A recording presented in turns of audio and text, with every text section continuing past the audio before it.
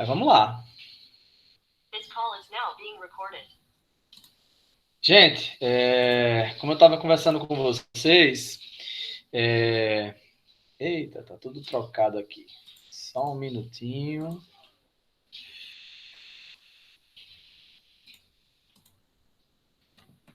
Oxente, tá trocado aqui, ó. Isso aqui é problema de BIOS, mas eu vou resolver. Se ouviram um problema de BIOS, Matheus é da informática, ele sabe o que é isso. BIOS, bicho ignorante operando o sistema. Exatamente. Bem, aparece do nada. Mas deu certo aqui, gente. Deu certo. Vamos começar. Eu queria começar conversando com vocês um pouco sobre esse contexto que a gente tinha expectativa de já estar de maneira diferente, né? Eu sei, e eu não estou aqui querendo... Não existe um termômetro para dor, né? Não existe um termômetro que diga eu estou sentindo mais, eu estou sentindo menos dor que vocês. E se existisse isso, não faria o menor sentido para as nossas atuais discussões. Mas havia muita expectativa de que o trabalho remoto ele seria moderno, ele seria abrangente, iria prever uma série de demandas e expectativas que as pessoas têm desde muito tempo. A gente tinha uma expectativa de que a gente ia poder trabalhar de qualquer lugar e isso ia ser bom. A gente tinha uma expectativa de que a gente ia poder trabalhar da praia. O que não nos avisaram é que a gente não ia poder se preparar direito para fazer essas coisas e que existe todo um contexto familiar que nem sempre favorece essa busca. E quando eu digo contexto familiar, longe de mim querer colocar a culpa na nossa família. Pelo contrário, ela é tão vítima ou mais vítima do que nós de tudo isso que a gente está vivenciando. Eu tenho certeza que, em meio a tudo que tem acontecido, as famílias de vocês têm sentido muito a ausência física de muitos de vocês, quem está fazendo o trabalho remoto. E quem está estudando exclusivamente pelas aulas remotas, a gente fica com aquela expectativa de que, mais que nunca, é a oportunidade de aprendermos mais. Quando muitas vezes a gente se vê na verdade, desesperado com o volume de conteúdo que vai se acumulando. A gente se vê desesperado com uma série de tarefas que a gente fica com a expectativa que, de maneira alguma, vai conseguir dar conta, porque é coisa demais. E o que eu queria dizer para vocês é que vocês não estão sozinhos com esse sentimento. O ensino remoto tem sido muito duro com todos nós, mas a boa notícia é que finalmente a gente está vendo a luz no fim do túnel. E a gente vai poder olhar daqui a algum tempo para essa experiência e refletir um pouco sobre o que é que a gente aprendeu e o que não aprendeu com ela. O que eu percebo de cara, fazendo uma análise de maneira mais macro sobre o nosso contexto social, é que nós nunca mais vamos voltar a ser como era antes. E ainda bem, porque se a gente ficasse estagnado, nós nunca evoluiríamos, né?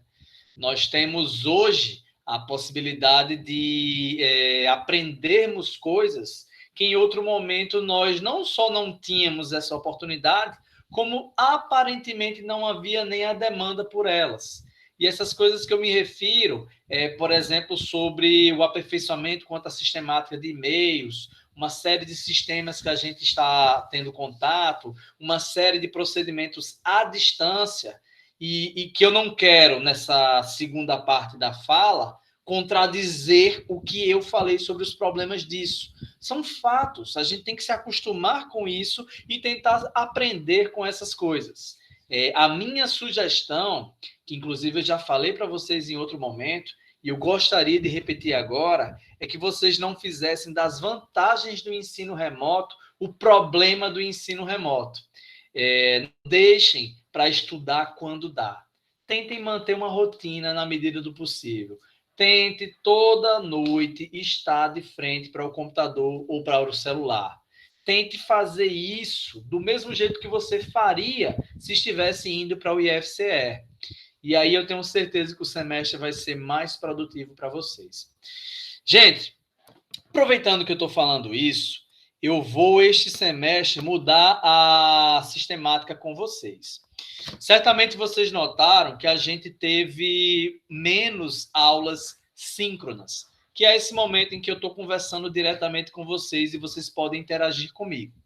No semestre passado e no final do primeiro semestre, eu tentei investir muito em sistemáticas mais distantes, mais assíncronas. Porque eu parti do pressuposto que vocês iriam querer ter a oportunidade de estudar no horário que bem entendessem. O que eu percebi, analisando não só a turma de vocês, mas outras, e olhando todo o conjunto da obra, é isso que eu acabei de comentar sobre o problema do ensino remoto.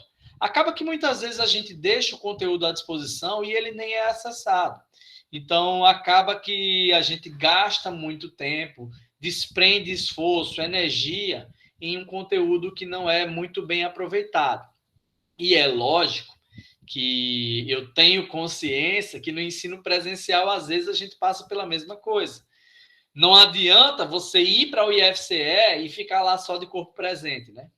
Eu tenho consciência de que é muito mais importante do que prender a pessoa do pescoço para baixo, ela está do pescoço para cima interagindo com o que nós estamos discutindo. Eu sei disso. Mas, como eu estou comentando, a gente não pode usar as mesmas estratégias e querer resultados diferentes. Para esse semestre, o que eu vou tentar com vocês é manter as aulas síncronas como regra e não como exceção. Então, a gente vai ter a sistemática de todas as terças-feiras, salvo exceções que naturalmente eu vou avisar para vocês, mas a gente vai toda terça-feira estar aqui, certo? Conversando, interagindo, eu vou preparar a aula como eu faria se fosse o ensino presencial. Naturalmente, isso não significa que vocês não vão poder assistir, estudar esse conteúdo em outros horários. Do mesmo jeito que vocês fariam ou deveriam fazer se o ensino fosse exclusivamente presencial. A sala de aula ela é um momento de aprendizagem. Não é exclusivamente lá que a aprendizagem acontece. É por isso que essa figura que eu trouxe para vocês, ela, apesar de às vezes a gente rir um pouquinho de nervoso olhando para ela, é por isso que a gente tem que aprender com isso. A gente não pode fazer do ensino remoto o nosso momento de choro. A gente tem que, de alguma maneira, aprender com essa sistemática. Eu não estou gostando do trabalho remoto. Eu preferiria 1000 vezes estar lá com vocês, interagindo, conversando, tendo raiva, às vezes, por causa do barulho, tendo raiva, às vezes, por causa de um ar-condicionado, de um lápis falhando. Eu preferiria 1000 vezes estar nesse contexto. Mas nós temos que encarar o mundo como ele é, não exclusivamente como a gente queria que ele fosse. O que nós fazemos sobre o que queríamos que o mundo fosse é tentar trabalhar para alterá-lo. E essa alteração, no momento, foge às nossas possibilidades. A gente não vai conseguir, do dia para a noite, fazer com que as aulas retornem. Então, vamos nos acostumar com como as coisas estão. E aí, gente, a sistemática que eu queria manter com vocês, e eu acho que é muito importante para a gente ter um momento mais produtivo de disciplina de legislação aplicada a micro e pequenas empresas, é que vocês buscassem interagir um pouco mais. De repente, ligar na câmera de vocês, de repente, falando mais no microfone. Vocês podem falar no chat? Pode, mas o chat é um pouco mais difícil para eu conseguir ler e para eu conseguir interagir com vocês. Então, do mesmo jeito que nós temos uma aula mais participativa, quando os alunos comentam sobre o que está sendo discutido, eu queria que a gente fizesse isso aqui no ensino remoto. E eu estou solicitando isso a vocês na perspectiva de tornar esse momento um pouco melhor para os dois lados. Eu tenho certeza que vocês estão de saco cheio de só ouvir uma pessoa falando a noite toda. Então, vamos falar mais gente, vamos interagir mais. É muito importante para a gente que está aqui do outro lado da tela saber que, de alguma maneira, vocês estão acompanhando o que está sendo dito. Eu já disse em outros contextos, eu acho que é importante repetir aqui, que um dos maiores desafios dessa aula virtual é eu não conseguir ver o rosto de vocês. Porque em outro momento, a partir da linguagem corporal, quando eu olhava para, por exemplo, a Ângela, que fazia uma cara de dúvida, de repente o Matheus estava com expressão que não estava entendendo o que eu estava falando, eu tentava alterar a estratégia de fala, eu tentava mudar uma coisa ou outra, e a partir disso eu conseguia ter resultados às vezes melhores. Aqui eu só vejo fotos. Já aconteceu inúmeras vezes de eu terminar uma aula e um aluno ficar na sala. Ou seja, é até constrangedor para os dois lados, gente, porque nitidamente a pessoa deixou a câmera ligada e foi fazer qualquer outra coisa menos assistir a aula. E se você parar para pensar, estamos aqui lidando todos com adultos, né? Eu fico pensando o que é que um aluno ganha com isso. É constrangedor para os dois lados, gente, eu repito. É sem sentido, é como se você estivesse enganando a vocês mesmos, certo? Tomem cuidado com isso, beleza, gente? Vamos lá, vamos conversar um pouquinho, ok? Posso começar, feitas essas considerações iniciais, tá claro?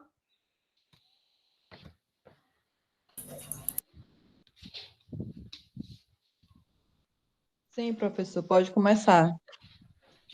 Sim, pode sim. Gente, para esse início de disciplina, a gente vai conversar um pouquinho sobre alguns assuntos já abordados lá em Fundamentos em Administração. Essa nossa disciplina de legislação aplicada a micro e pequenas empresas, como o nome sugere, nós vamos discutir como a nossa lei interfere na vivência dessas micro e pequenas empresas. E isso significa dizer que a gente vai estudar muito de direito. Eu digo muito, não é que a gente vai fazer um mini curso de direito, não é isso. Mas nós vamos ver algumas aplicações da lei sobre a nossa ciência de estudo. Qual é a nossa ciência de estudo? A administração. O que é que ela faz? Ela estuda como as pessoas gestam os seus recursos e lideram suas pessoas. E isso acontece porque vivemos num contexto humanitário de codependência. O que é que eu quero dizer com isso? Indiferente à dificuldade que a gente tem de convivência, ela é a única fonte para que nós continuemos existindo. Para continuar existindo, a gente tem que coexistir. A humanidade é dependente de pessoas que, de alguma maneira, se unem em nome de objetivos. Quais são os requisitos para que essa humanidade consiga se unir? Naturalmente, sendo as pessoas diferentes como são, elas acabariam literalmente se matando. Para evitar isso, para sistematizar isso, a humanidade entendeu que ela poderia se juntar em organizações. Essas organizações, basicamente, são grupos de pessoas que, de alguma maneira, aceitam estar sob a mesma linha de objetivos. Esses objetivos, gente, eles... Ficou mais escuro, né, quando eu me levantei? Deixa eu tentar aqui, que eu tô a fim de me levantar. Não tô a fim de ficar sentado, não. Tá escuro, gente? Não, tô achando não. Um pouco. Tá um pouco, né? Deixa eu ver aqui. Milena saiu. Vamos lá. Como eu estava falando sobre as organizações, eu estava comentando que elas basicamente são a junção de pessoas que se unem sobre o mesmo objetivo. Essa junção de pessoas sobre o mesmo objetivo tem requisitos. O requisito básico para que elas continuem unidas em nome desse mesmo objetivo é que elas aceitem estar mais ou menos sobre o mesmo conjunto de normas. E qual é a liga para juntar essas normas? Qual é a ferramenta utilizada para que essas pessoas consigam, em nome desse conjunto de objetivos, e essas normas, para, de alguma maneira, ser o alicerce para essa convivência, Qual é a liga entre uma coisa e outra? É a administração. Nós discutimos como otimizar a convivência de grupo. E nós fazemos isso por meio de grandes áreas. Vocês estão vendo aí nos meus slides o quê? 6 grandes áreas da administração. Segundo o nosso Conselho Regional de Administração, segundo o Conselho Federal de Administração também, existem até mais grandes áreas. Mas, basicamente, o nosso campo de estudo diz respeito a estudar lá no marketing sobre como nós mantemos as trocas entre duas ou várias partes. O marketing diz respeito a relacionamentos. O marketing não ilustra como vender mais, ele ilustra como se relacionar melhor. A gestão da produção, a administração da produção, diz respeito à gestão de informações, a controle de qualidade, para que de alguma maneira eu consiga melhorar, otimizar os recursos que eu tenho. E aí eu tenho na logística, como um braço dessa gestão da produção, o estudo sobre como essas operações podem acontecer para que o transporte seja feito eficientemente. E mais que eficientemente, de maneira eficaz. E aí a gente entra na gestão de pessoas que diz respeito a como essas pessoas podem ser lideradas, como eu concateno as informações de modo que essas pessoas não só continuem motivadas, mas tenham conhecimento do que estão fazendo. Lá nas finanças, eu vou discutir um pouco mais sobre as coisas e recursos que tenho. Eu vou beber de fontes como economia, contabilidade, controladoria, de gestão de custos. Eu vou beber da contabilidade para que eu consiga prestar informações gerenciais da minha instituição. E na gestão pública, eu vou estudar basicamente o cerne dessa disciplina que a gente está vendo hoje. O cerne dessa disciplina que vamos ver às terças-feiras até dezembro. Gestão pública diz respeito a os cuidados com a coisa pública. Eu estou levantando esses aspectos porque eles são cruciais para que a gente não perca o foco. O que é que estamos vendo? A administração aplicada à sociedade. E a administração diz respeito a esse exercício de convivência que passa pelo reconhecimento de grandes áreas. Lá no marketing, eu bebo da psicologia. Lá na produção, eu bebo de conceitos de engenharia. Ou seja, eu vou beber de várias fontes para conseguir ter um produto melhor. Porque a administração, para fazer essa liga entre os objetivos organizacionais, que são alicerçados pelas normativas, que têm relação direta com para que e como as coisas vão se manter, essa coluna, basicamente, ela é feita por meio do estudo de recursos e liderança de pessoas. Eu tenho uma economia que faz esse meio-campo. Eu tenho a administração que compõe esse time, sendo a cola mestre. E não entendam, nessa minha fala, que há uma hierarquia entre ciências. Na verdade, o que nós temos é um conjunto de habilidades humanas e um conjunto de habilidades técnicas que precisam se relacionar. E aqui, nessa nossa disciplina, na aula que vem, a gente vai conversar um pouquinho mais sobre isso. Nós vamos falar sobre a diferença entre o empreendedor e o administrador. Lá, em Fundamentos em Administração, nós conversamos sobre habilidades, nós conversamos sobre papéis, nós conversamos sobre expectativas que temos para o administrador.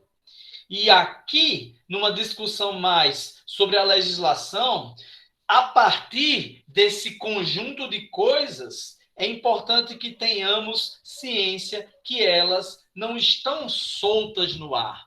Elas estão sobre um alicerce que diz respeito a um conjunto de normas que nos rege. E essas normas, basicamente, elas são o chão que faz com que consigamos nos manter unidos, ligados em um corpo social conjunto. Professor, a coisa está muito abstrata. Vamos lá, vamos ser mais, né? Vamos falar de maneira mais simples. Gente, para que as organizações consigam fazer o que fazem, as pessoas que gestam elas, as pessoas que cuidam delas, elas precisam de habilidades humanas e habilidades técnicas. Nas habilidades humanas, nós bebemos lá da psicologia. Eu estou falando sobre empreendedorismo como um exercício de liderança. Eu conversei com vocês há pouco, no semestre passado, na disciplina de empreendedorismo, definindo ele como campo de estudo sobre resolver problemas. E para resolver problemas, é preciso minimamente ter empatia, é preciso minimamente compreender quais são as expectativas desse público. Mas precisamos também de habilidades técnicas. Afinal, a coisa não se sustenta em rodas de cantigas, cumbaiá, somos todos unidos, me dê um abraço. Não, meu velho. O mundo corporativo é denso. Nós temos habilidades técnicas que nosso campo de estudo põe em prática. Eu estou falando das funções da administração, planejamento, organização, direção, controle. E nessas funções da administração, nós temos minimamente técnicas que são utilizadas. Essas técnicas foram vistas ao longo de todo o nosso curso, para que a partir disso nós consigamos agir enquanto protagonistas de nossos contextos de vivência social.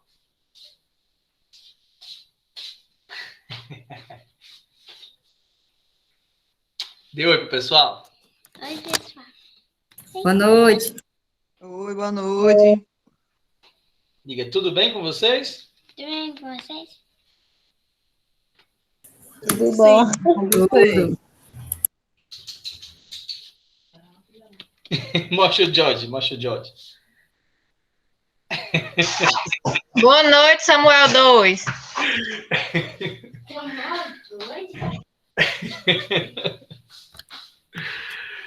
Ai. Vamos lá, né, gente? Graças a Deus ele dorme cedo. Já ia dizer, hora dessa já vai dormir. Como é? Ele tá perguntando o quê? Se essa mulher não sabe seu nome direito, deixa eu ver seu nome. Ai, vamos lá. Até me perdi. Eu estava falando sobre onde é que entra o administrador nisso tudo, né? E eu estava discutindo com vocês sobre esse exercício de habilidades e técnicas que são necessárias e são a fonte dos nossos estudos, né? É a partir disso que desenvolvemos o nosso campo de estudos e fazemos com que as organizações consigam alcançar seus objetivos. E aí, gente, isso é feito a partir de quê? Isso é feito a partir do momento em que eu bebo de outros campos de estudo. Isso é feito a partir do momento em que eu me valho de outras contribuições científicas feitas quanto às ciências sociais aplicadas. E um dos campos que mais contribuem com a administração é a própria economia. A economia, que eu não sei se vocês lembram do primeiro semestre, ela diz respeito ao estudo do lar. Ela diz respeito a como eu vou movimentar os recursos que tenho. Como eu vou conseguir lidar com essas coisas de uma maneira produtiva para os meus objetivos coletivos. E aí entra uma coisa interessante, que eu vou passar sobrevoando e bem rápido isso, porque essa discussão é bem densa, é sobre essa discussão entre economia e política. Quem guia quem? Na prática, a gente sabe que são os nossos representantes políticos que tomam decisões econômicas, tomam decisões da macroeconomia, que, por sua vez, afeta a microeconomia. Por quê? Porque nós não compramos dólar, mas a gente come coxinha. E coxinha é feito com massa. Massa é feito com farinha de trigo. Farinha de trigo é feita e comprada a partir de quem compra dólar, direta ou indiretamente. Então, essas decisões macros, essas decisões que têm relação política e são afetadas por uma taxa Selic, são afetadas pelo índice de inflação, são afetadas por coisas que a gente acha que estão restritas ao Jornal Nacional e os engravatados lá de Brasília, essas coisas interferem na quantidade de carboidratos que a gente pode comer. Então, quem acha que a administração é chato, que não tem relação com o nosso cotidiano, precisa pensar um pouco mais sobre o que está dizendo. Em nível de nossas disciplinas, como o nosso objetivo aqui seria sobrevoar essas discussões rápidas para a gente relembrar um pouquinho disso, eu trago a Lei Zero, a Lei da Oferta e da Procura, como um dos maiores guias para a gente entender um pouco mais sobre como as pequenas e médias empresas são afetadas por essa legislação. A Lei Zero do Mercado diz respeito à oferta e procura, que quanto maior a procura de algo, menor, em dado momento, vai ser a oferta por esse algo. E isso vai impactar diretamente no preço. Porque quanto mais fácil for obter uma coisa, maior tendência existe em as pessoas não valorizarem essa coisa. Então, naturalmente, essa coisa vai custar menos. Afinal, o preço de algo diz respeito ao esforço que quem tentou vender esse algo exerceu para colocá-lo à disposição dessa venda. E aí a gente percebe o quanto a política impacta nestas coisas. Porque a partir do momento que eu torno um determinado produto mais escasso, eu impacto diretamente no preço que ele exerce. E com isso, eu interfiro no comportamento de compra do meu consumidor. E eu, a partir de uma decisão macro, eu consigo interferir no que acontece no micro. E compreender isso é crucial para quem vai empreender. Se você, um ano atrás, ficou abismado com o preço de uma máscara cirúrgica que custava, no máximo, R$1 e começou do nada a custar R$6, R$10, se você lembra desse fato, você entende a relação de oferta e procura. Afinal, tenho certeza que todos vocês sofreram para conseguir álcool em determinado momento da nossa pandemia. Porque era difícil conseguir essa coisa. E, naturalmente, isso fazia com que o preço dela subisse. E aí, gente, nesse quesito, a administração entra. Nesse quesito, eu coloquei ela, em alguns momentos atrás, como a liga de sustentação, como o meio de campo entre os objetivos institucionais e o alicerce jurídico. Por quê? Porque a administração diz respeito ao estudo dos recursos, estuda também a liderança de pessoas, pessoas estas que têm desejos e necessidades. Público este, enquanto visto como público-alvo, também tem desejos e necessidades. E esse exercício administrativo de fazer com que as coisas sejam feitas, ou seja, gerenciar coisas e liderar pessoas, é a raiz, é a chave para que a gente consiga ter um melhor convívio coletivo. E perceba que isso não é fácil, porque temos desejos ilimitados, mas recursos limitados. E aí, como alcançar o concílio destes interesses é, de novo, o cerne essencial do nosso campo de estudo.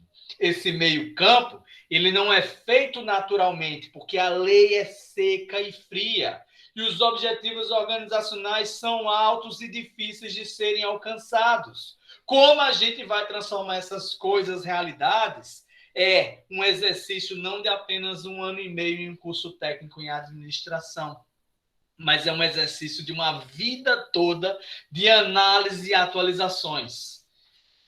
Sim, daqui a pouco vocês estão concluindo o curso. E aí? Vamos fazer o quê?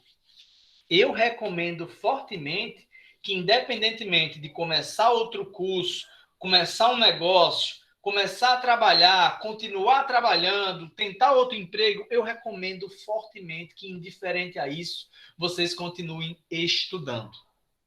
O analfabeto do século XXI não é aquele que não sabe ler ou escrever ou não sabe inglês. É aquele que não sabe aprender. E essa nossa pandemia revelou bastante isso quando ela nos exigiu coisas novas. Ela nos exigiu domínio por ferramentas que não tínhamos antes. Aprendendo a usá-las, a gente fica um pouco mais forte para encarar esse mercado tão competitivo, né? E aí, gente? Continuando. Economia guiada pela política, tendo dentro dela uma administração, segundo Keynes, inclusive, a administração é o braço armado da economia, né? E aí a gente tem o quê? O direito para regular o jeito de fazer essas coisas sem destruí-las. O direito, claro que essa é uma definição absurdamente grosseira, mas ele é feito essencialmente para que a gente não fique se matando entre si. Ele é feito essencialmente de maneira, vamos dizer assim, mais pura, sem querer invocar os pluralistas do direito, mas ele é idealizado para que a gente consiga, de alguma maneira, interagir em grupo. A função dele é essa.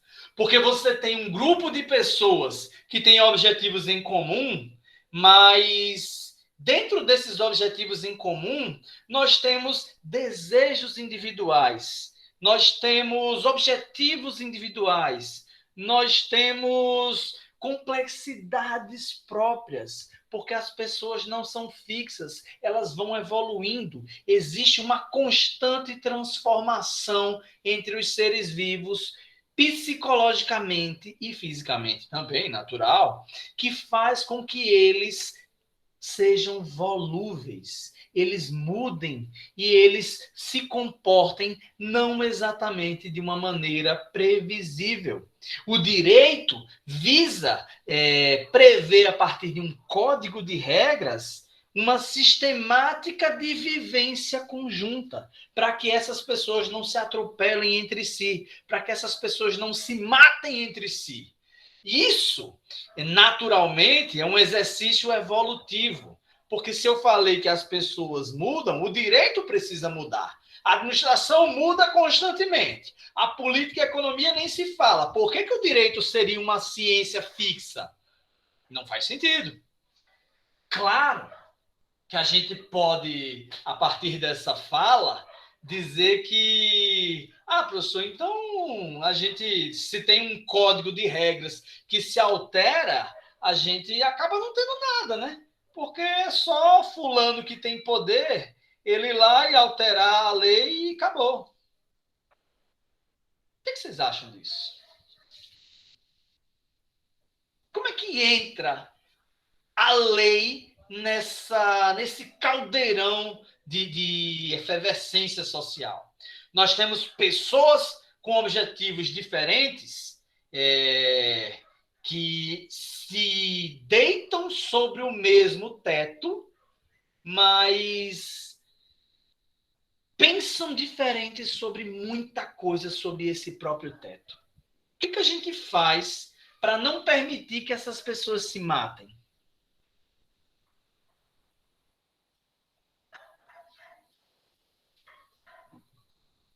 O que a gente faz? Oi, pode falar, por favor. Você está falando aí no caso da lei, enquanto independente dela ser jurídica ou civil, a lei como um todo, né?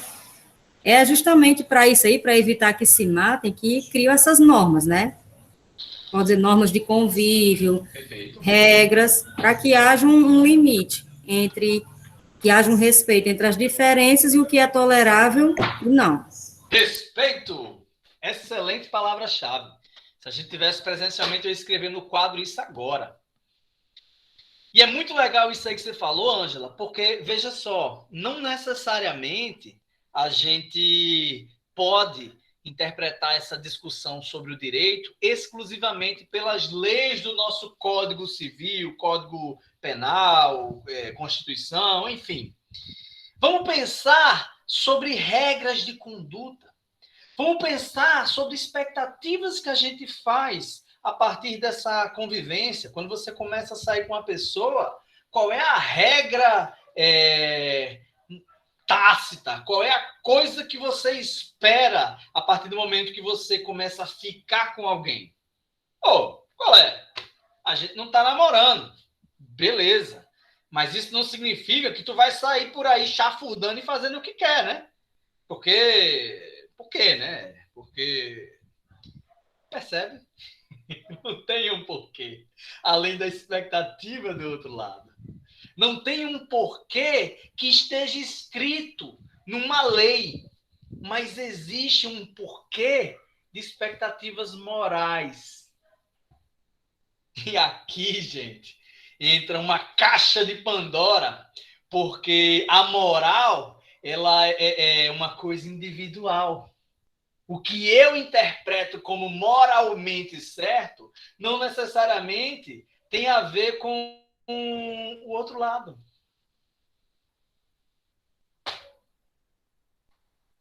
E aí? O que é que a gente faz, então? Daí, gente, para a gente não ficar solto em meio a essa subjetividade, para que a gente consiga ter expectativas previsíveis, a lei regula não só a partir de uma expectativa moral, ela se aprofunda no que chamamos de ética, indo ainda mais além. Porque nós temos a ética como o exercício de expectativas coletivas. Nós temos um código de ética do administrador, do contador, do advogado, com uma série de regras, com coisas que podem e não podem ser feitas.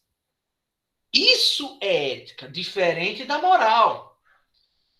Quando você acha R$ 5 na lanchonete e você estava morrendo de fome, queria comer mais um cachorro-quente, mas você diz, eu vou perguntar se esse dinheiro é de alguém. Porque o peso de não devolver esse dinheiro vai ser maior do que o peso que eu quero no meu bucho com esse segundo cachorro-quente. Veja aí, a moral é sua. A moral é o que você faz com você. A ética são as expectativas que as pessoas têm de você.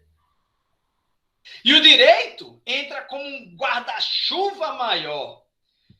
E um guarda-chuva maior, entenda, como um guarda-chuva, inclusive, furado. Porque tem coisas que são morais, mas não estão dentro do condão legislativo. Tem coisas que são morais, como, por exemplo, dar lugar numa fila, mas se você não der lugar nessa fila para um cadeirante, apesar de a lei dizer que ele tem direito prioritário, mesmo que você não faça isso, a tua condenação ela vai ser do ponto de vista de censuras éticas. Se você não tiver uma moral própria que compartilha dessa distorção ética, você vai ser um sujeito deplorável que não consegue conviver em coletivo sem arrumar treta. Ai, ai. Gente, já notaram que esses campos se misturam? Vocês já notaram que a gente pode fazer aqui uma salada generosa de conceitos, porque a gente pode colocar o direito dentro da administração, a administração dentro do direito, a economia dentro da administração, a política interna, todas essas coisas. Estou falando de ciências sociais aplicadas. Eu não estou falando de bagunça. Eu estou falando de um campo de estudo que não é sólido. Eu não tenho coisificado em um código matemático. Está aqui, ó. Isso aqui é matemática. A matemática é um campo de estudo um pouco mais não. A matemática é sólida. A administração não é. Porque a administração não é replicável diretamente em tempo e espaço. Eu começo um conjunto de práticas que funcionam muito bem em Tabuleiro do Norte, eu vou para Limoeiro e já dá errado. pode acontecer isso. Então, o que é que eu quero dizer com essa fala? No direito, mesmo que eu entre no direito comparado, mesmo que eu tenha a Declaração Universal de Direitos Humanos, mesmo que eu tenha códigos que são mais generalistas e se aplicam a vários povos, eu estou falando aqui de campos de estudo que dizem respeito a pessoas que vão se alterando. Então, eu não estou falando de um campo de estudo que daqui a 10 anos vai ser igual. Vamos lá. Alguém pode ler para mim essa parte em latim? Não. Essa parte aí embaixo. Onde há o homem, há a sociedade. Alguém pode ler isso aí para mim? Onde há o homem, há a sociedade. Onde há sociedade, há o direito. Logo, onde há o homem, há o direito. O que é que vocês acham disso?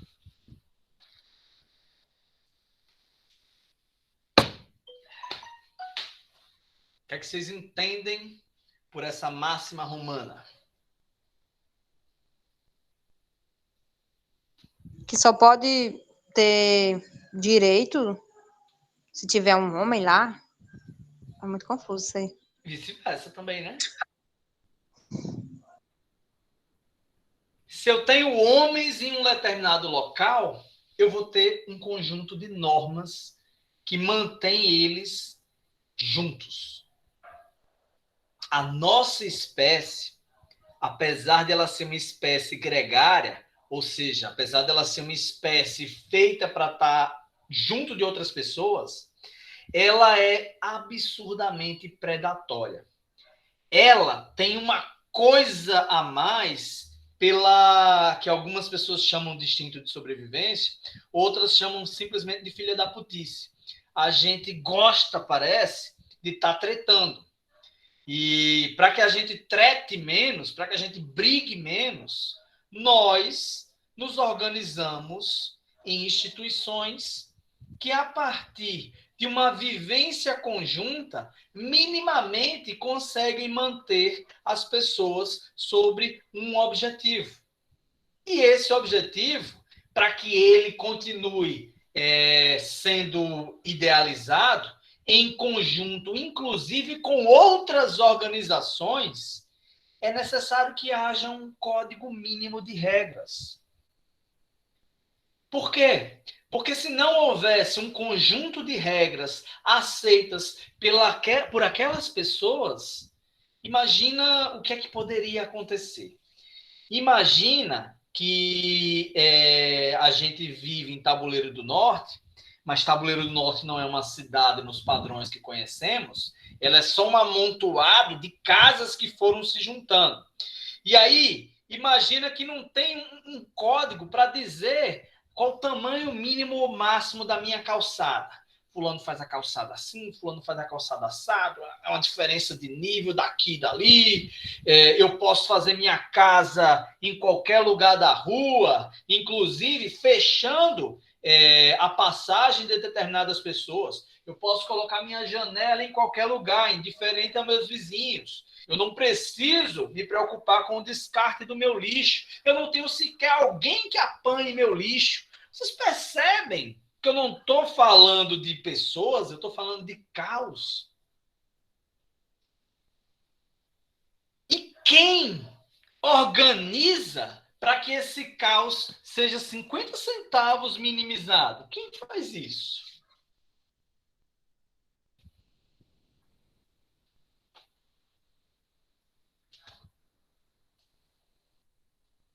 Algum palpite? Direito. Show! Gostei da resposta. Que são as regras. O direito seria o que eu chamei de alicerce, que iria manter esse grupo coeso. Mas quem organiza a casa para que esse alicerce seja feito e existam colunas de sustentação para esse telhado? Nessa minha metáfora, naturalmente, a gente está falando de alguém que coloca em prática essas coisas, de pedreiros que vão pegar as pedras lá no rio, por exemplo, a cimentar aquele alicerce, colocar as colunas em sustentação. Quem seriam esses pedreiros? Políticos. Eu vou considerar como sim. Sim. Eu diria que sim, porque estamos falando do Estado. O Estado é um ente que nós naturalmente delegamos poder a ele, para que ele organize os recursos que temos e faça uma casa bacana para a gente.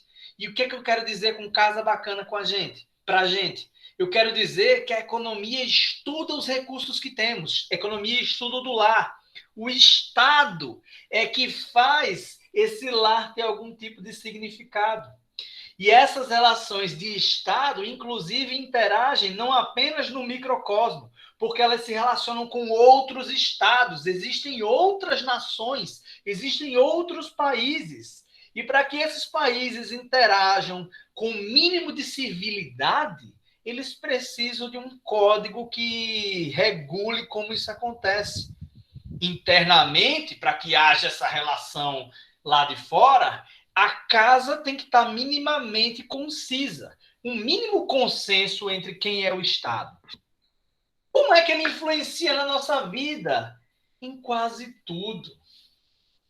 O nosso Estado, apesar de ele, desde a década de 90, ele está cada vez sendo mais fraco em nossas vidas, apesar do neoliberalismo ser um conjunto de ideias que diz respeito a você ter menos influência desse Estado, apesar disso, o Estado ainda é muito forte. É o Estado que apanha nosso lixo, é o Estado que regula, é o Estado que dá o SUS, é o Estado que compra a vacina, é o Estado que faz a quarentena, é o Estado que não faz a quarentena, é o Estado que não compra a vacina, é o Estado que não apanha o nosso lixo. Percebe? Vira e mexe, a gente tem expectativa que essas coisas aconteçam, porque nós sozinhos não conseguiríamos apanhar o nosso lixo até o lixão, comprar vacina da Pfizer, fazer quarentena, entender o que é que diabo que é uma pandemia. Então, o Estado é o ente que nós temos expectativas que regule como nós vamos continuar tendo essa vivência conjunta, essa vivência coletiva. E ele tem uma força tremenda. Mas tu já pararam para pensar como isso é perigoso também? Tu já parou para pensar que o Estado sabe todos os seus passos? Do dia que você nasceu, por exemplo, quando você faz um registro no cartório, até o dia que você morreu, quando sua família faz a certidão de óbito. O Estado sabe quando você se vacina. O Estado sabe que escola você estuda. O Estado tem regulação, inclusive em saber para quem você fez o último Pix. Quantos sanduíches você comeu lá na semana passada? Por exemplo, a partir desses Pix aí que eu acabei de citar. Isso é perigoso. Isso é temerário. Mas se não tivéssemos isso, seria ainda pior. E o que é engraçado é que a gente tem medo do Estado regular, por exemplo, o que é que a gente estuda, mas a gente aceita que a Google saiba, porque a gente faz pesquisa lá, a gente deixa nossas configurações de privacidade abertas, nós temos um Google Maps, nós usamos o Waze, nós damos algumas informações gratuitamente para empresas privadas, mas às vezes a gente se questiona como é que o Estado tem tantas informações nossas. Olha só, né? Temos um Sherlock Holmes aqui, porque algumas coisas para o privado a gente dá de graça. Quando é para o Estado ter, a gente bota boneco. Não é doido nessas coisas, cara? Eu gostaria que vocês fizessem o seguinte exercício de abstração quando a gente terminar a nossa aula aqui. Pega um caderno, coloca de um lado quais são as vantagens da gente ter um Estado. e pensa no outro lado o que é que aconteceria se não tivéssemos essas coisas, se o Estado não existisse, se vivêssemos em um nível anárquico em que não ia ter nenhuma instituição regulando nenhuma dessas coisas que você colocou lá no primeiro ponto. A iniciativa privada é melhor, você tira aí por um plano de saúde que funciona muito melhor do que o SUS. É legal essas coisas, né? Porque é o SUS aí que, inclusive, regula esses planos de saúde para não ficarem tão à vontade quanto já estão. É o SUS que regula da carne que a gente come a partir da vigilância sanitária até a vacina que está no braço de alguns de nós. Ou está ou vai estar, né? Então, assim, o SUS fica muito em evidência quando a gente está num período como este, mas é importante que a gente não esqueça de outras questões estatais também. Como, por exemplo, um Correios que atende cidades do interior de maneira que o setor privado provavelmente não faria.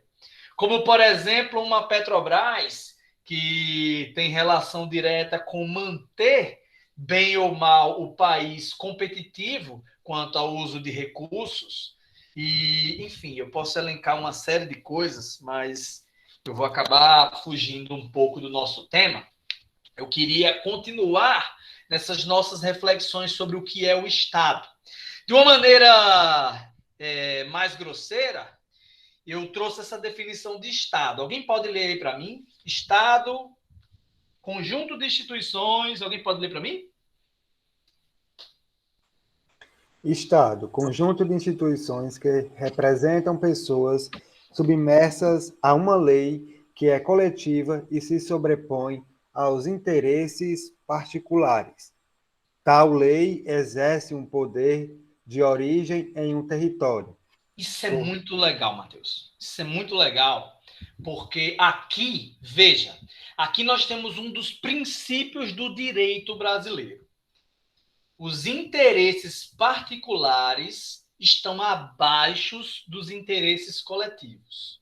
É essa normativa que permite que uma cidade literalmente seja inundada para eu construir uma barragem, como aconteceu recentemente aí no Vale do Baixo Vale do Jaguaribe. É essa máxima que permite que uma casa seja desapropriada. É essa máxima que permite que você, por exemplo, que alega o direito de vir, liberdade individual e não quer usar máscara, o seu direito de individual, de se matar, ele está abaixo do direito coletivo de proteção à vida e de pessoas que querem continuar coexistindo. Então, o Estado vai ser a instituição que, por meio da força, garante que um conjunto de pessoas se submetam a um código jurídico.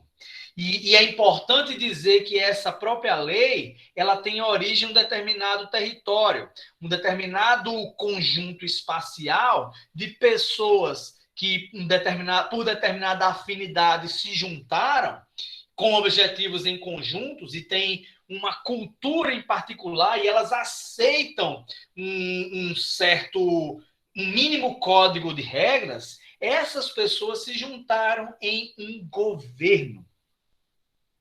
Essas pessoas fizeram um governo. E governo é menor do que Estado. Governo é uma das instituições que administram esse Estado.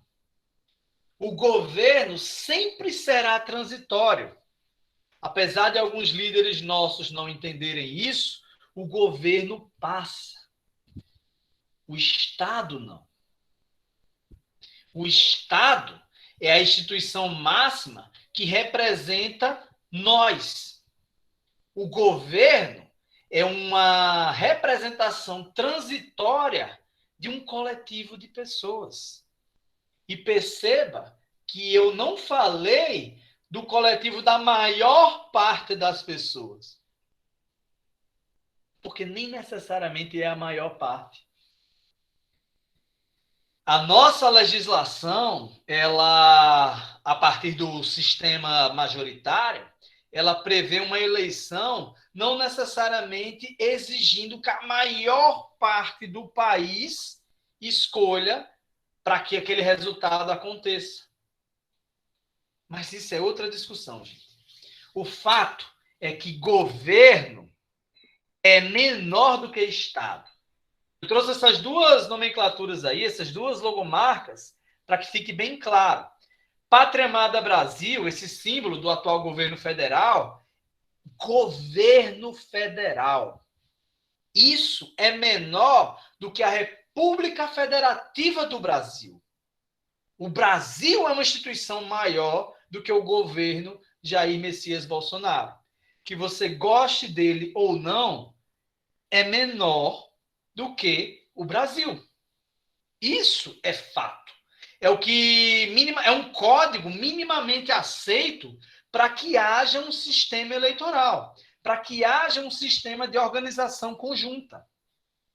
E essa organização conjunta é feita por nossa Constituição, também conhecida como Carta Magna. Essa nossa Carta Magna, ela garante algumas coisas para que a gente consiga interagir com mais clareza. E aí eu trouxe alguns conceitos para vocês. Tá claro, gente? Vocês querem perguntar alguma coisa sobre essas coisas que eu falei? Fiquem à vontade, que a gente vai entrar agora no momento um pouco mais técnico.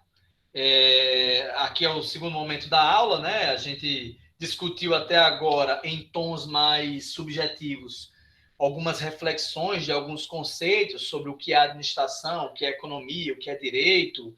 E aqui a gente está entrando numa parte um pouco mais técnica da nossa disciplina de legislação.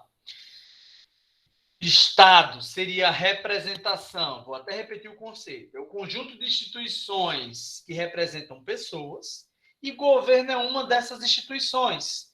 É uma dessas instituições na perspectiva de transitoriedade. O governo Hildson, por exemplo, ele representa um conjunto de eleitores em Tabuleiro do Norte. Mas do ponto de vista institucional, a prefeitura de Tabuleiro do Norte sempre vai ser maior do que o governo Hildson, gostando dele ou não.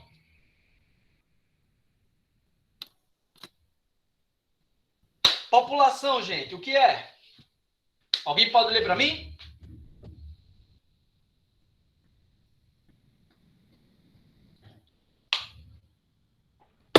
Coletivo de pessoas em um território. Show! Vamos pensar um pouquinho sobre esse conceito? O que é território? Recentemente, em Tabuleiro do Norte, a gente teve uma discussão sobre onde é que começava, onde é que terminava a cidade, né? Existia uma treta lá com São João, né? Alto Santo. Alto Santo. Obrigado, Matheus. Alguém pode me explicar essa história? Foi por causa da divisão territorial que não foi descrita documental quando foi feita a divisão territorial entre os municípios. Tabuleiro, São João e Alto Santo. Desmembrado de Limoeiro. Aí, quando fizeram o mapa territorial, não consideraram a parte que era Tabuleiro, passando a pertencer a Alto Santo. Aí ficou uma disputa de território que durou mais de 60 anos, só que Tabuleiro não poderia administrar porque era colocado documental como de Alto Santo, mas quem administrava era para administrar a Tabuleiro, e sendo que Alto Santo não dava assistência às 23 comunidades.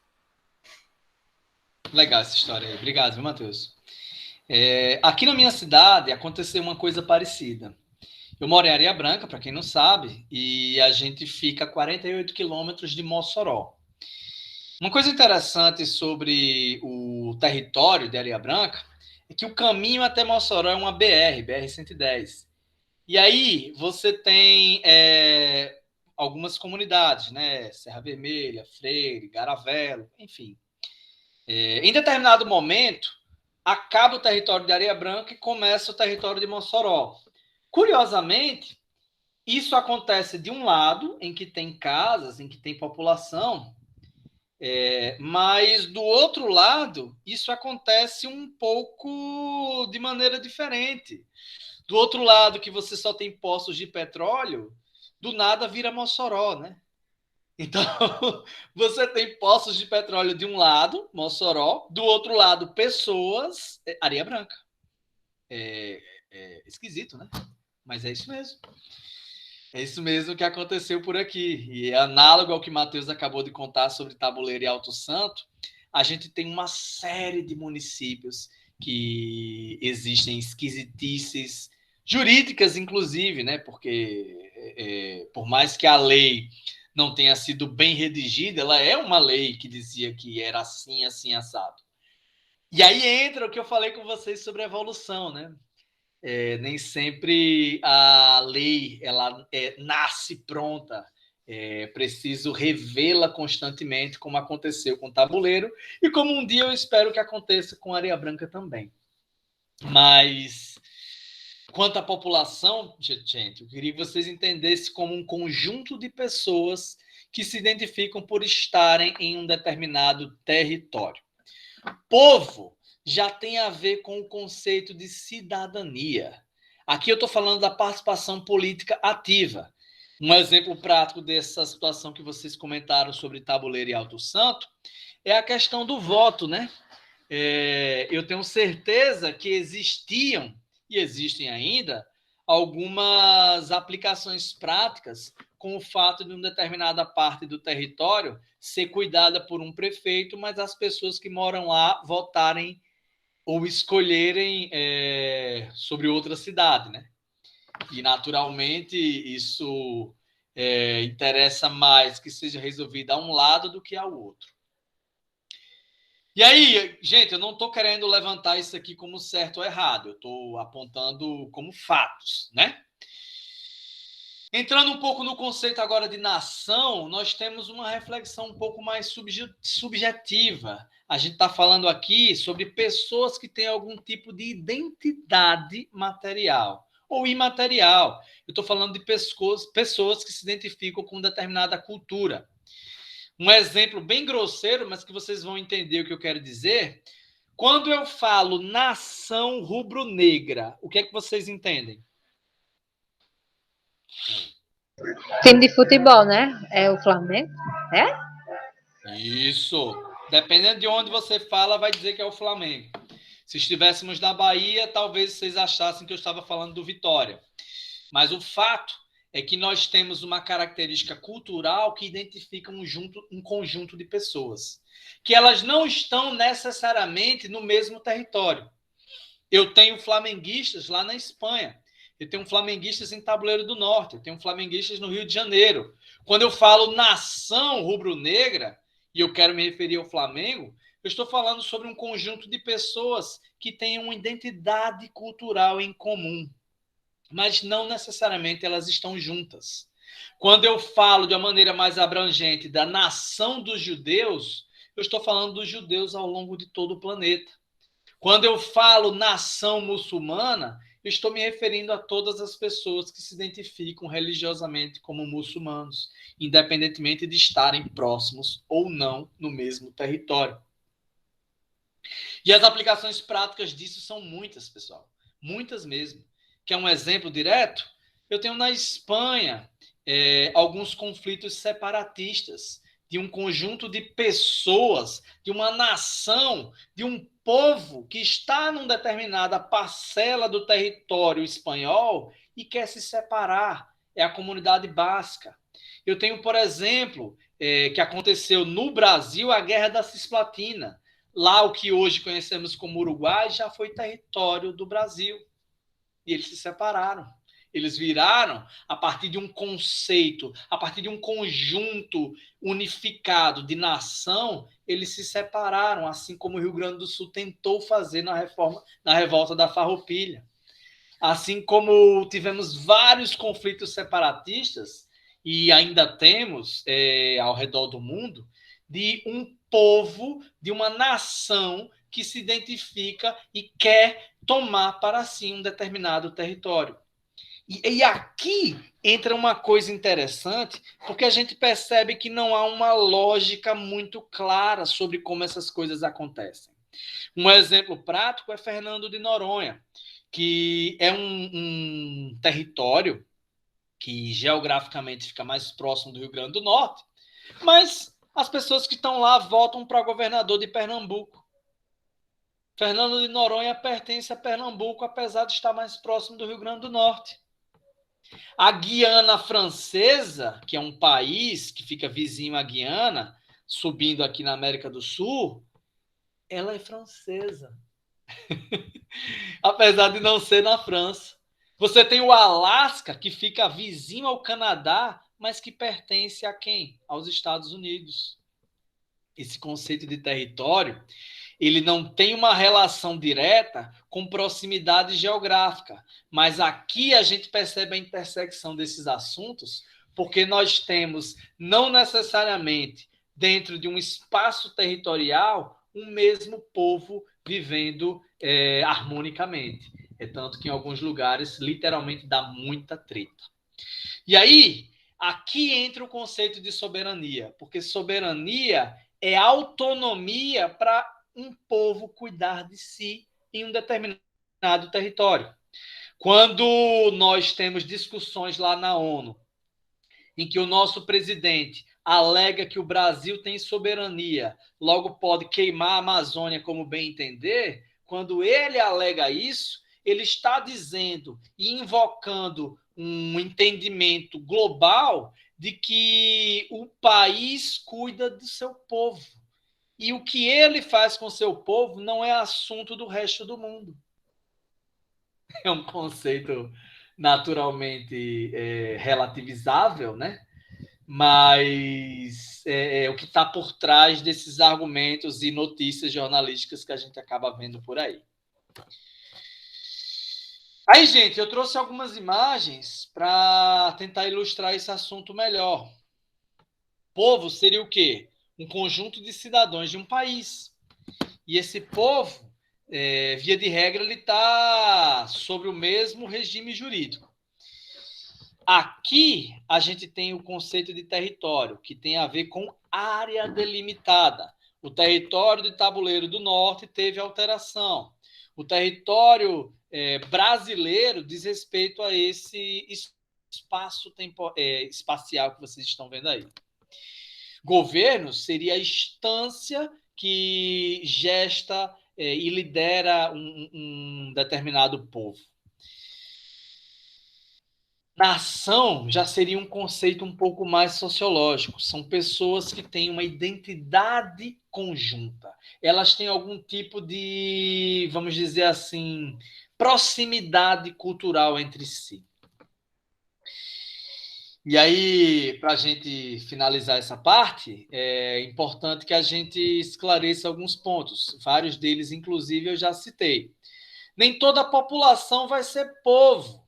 Eu tenho, por exemplo, os refugiados da Síria, que eles se espalharam e, infelizmente, eles precisaram se espalhar ao redor de todo mundo para fugir da situação de guerra que estava ocorrendo lá, né?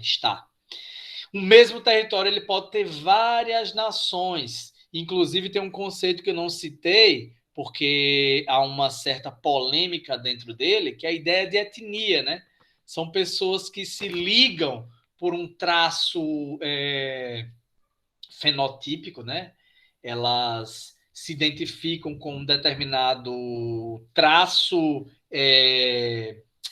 como é que eu posso dizer? Algum traço físico, né? Eles se identificam nesse quesito culturalmente também, e eles buscam interagir para ter sua própria independência, como é o caso lá da Espanha, né? E aí, gente, essas discussões, elas precisam dialogar com a ideia do sistema de freios e contrapesos, porque eu expliquei para vocês o que é o Estado, eu expliquei para vocês a diferença de Estado e governo, mas a gente vai começar a entrar nas próximas aulas de algumas particularidades sobre como isso acontece, como a nossa República Federativa Brasileira se organizam. Nós temos 3 poderes, que eles supostamente são harmônicos e independentes entre si. A nossa Constituição diz isso. Mas aí, o que é que cada um faz? Como esse faz? O que é que esse pode fazer que interfere nesse? Por que que eles não conversam bem entre si, vivem brigando? São temas para o nosso próximo encontro. E eu vou encerrar essa parte da nossa aula, mas eu queria pedir que vocês não saíssem ainda, vou encerrar aqui a gravação, porque eu queria mostrar algumas coisas no nosso Google Sala de Aula, certo? Deixa eu interromper a gravação aqui.